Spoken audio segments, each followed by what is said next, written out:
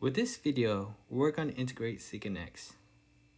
The first thing we need to know is that the integration of secant x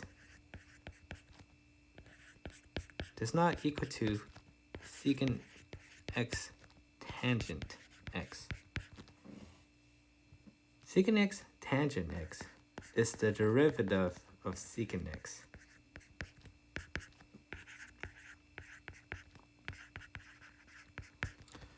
So how do we integrate secant x?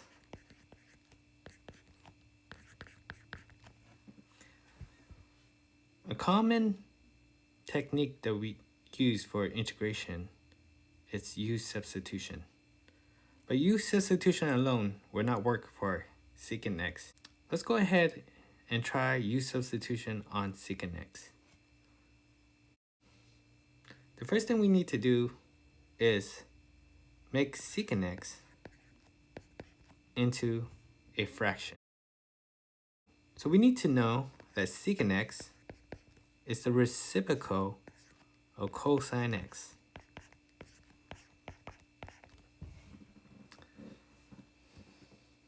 So we know that 1 over cosine x times cosine x is equal to 1. So secant x is equal to 1 over cosine x. We're going to try to integrate cosine x.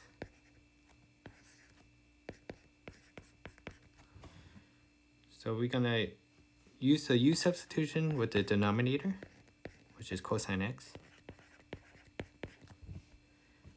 And we're going to differentiate both sides of the U substitution. The derivative of cosine x is negative sine x dx. So we're going to divide sine x to both sides. The negative sine x would cancel out. So we have dx is equal to du over negative sine. So we're going to substitute dx with du over negative sine x. So we have the integration of 1 over u, since we substitute u with cosine.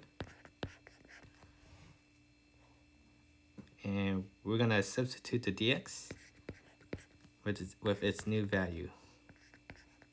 So we have du over sine x. And we are stuck at this point. So how are we going to integrate secant x?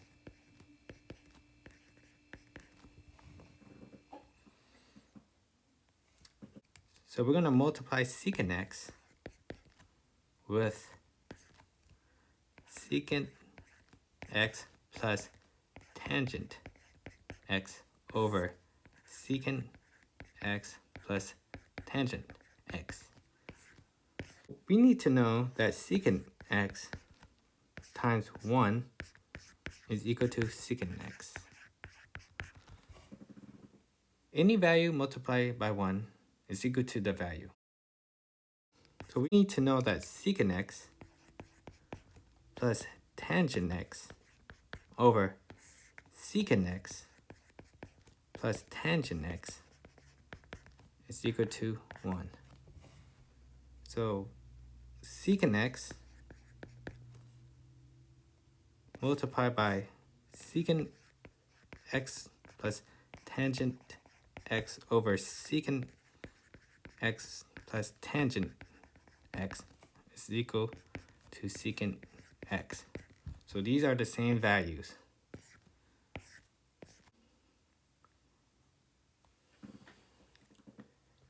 So we're going to multiply secant x using distribution. So we're going to have secant x squared x. And then we're going to have plus secant x tangent x over secant x plus tangent x, which is equal to secant x still. So we're going to integrate secant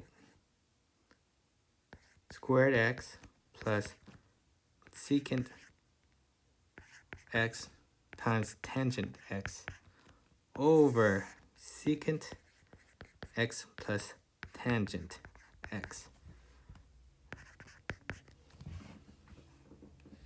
So we're going to use a u substitution with the denominator, which is u equal to secant x plus tangent x. We're going to differentiate both sides. So the derivative of secant x is secant x tangent x, and the derivative of tangent x is secant squared x dx. So we're going to divide the values to both sides.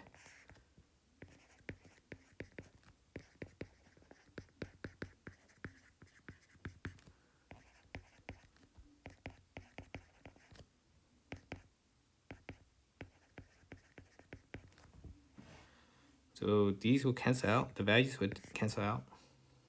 So we have the integration of secant square x plus secant x tangent x over u. Since u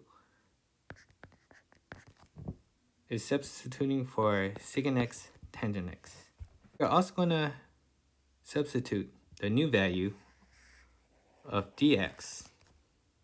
So these are equal to each other with the dx. So we have du over secant x tangent x plus secant square x. So we notice this value is the same value as this value. Since it's an addition, it is cumulative. The order of the values does not matter. We could cross out these two values since they are the same value. So we end up with the integration of 1 over u du. So the integration of 1 over u is ln the absolute value of u. The reason why it's an absolute value is that we need to know the graph of ln u. So it goes like this. We need to notice that the graph of ln u do not have any type of negative values. And that is why it's the absolute value of u.